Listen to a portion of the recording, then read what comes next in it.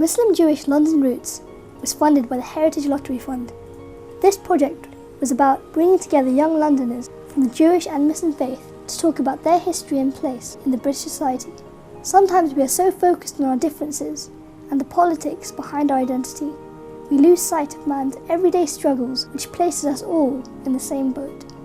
Especially when we must make a home in a country which is so different to all that we know. These were the struggles of the first immigrants from the Jewish and Muslim communities. Well, this is what I understand of it from the course of this project.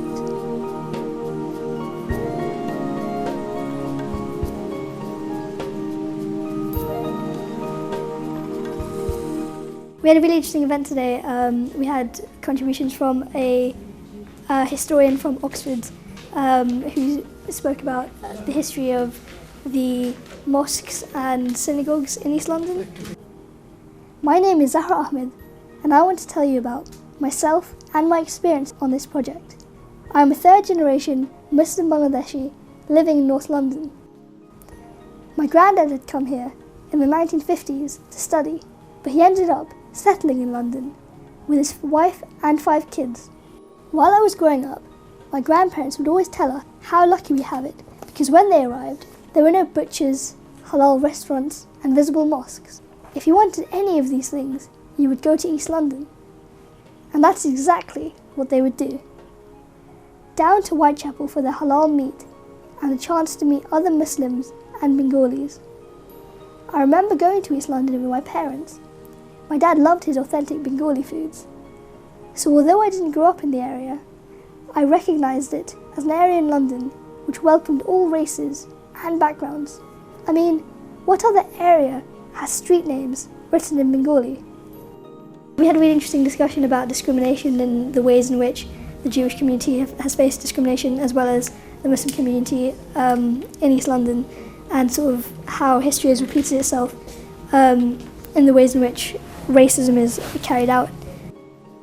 It was only through this project where I realised the struggles that new immigrants had to go through to establish themselves here, the racism and discrimination they faced from far-right groups.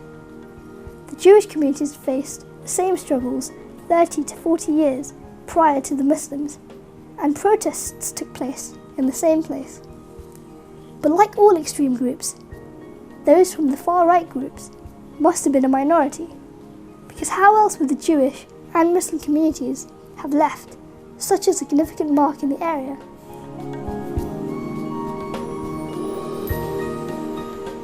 This project gave me opportunities I wouldn't always get at college and university, because it was real and we were placed at the heart of where the history began.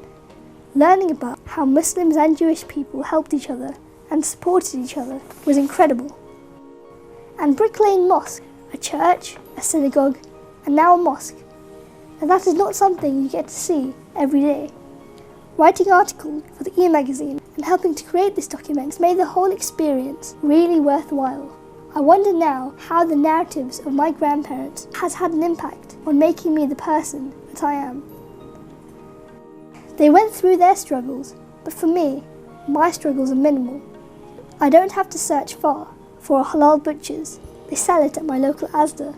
For my generation, I think it is about celebrating our heritage and realising that we also have an important role to play in continuing the positive history written by our predecessors.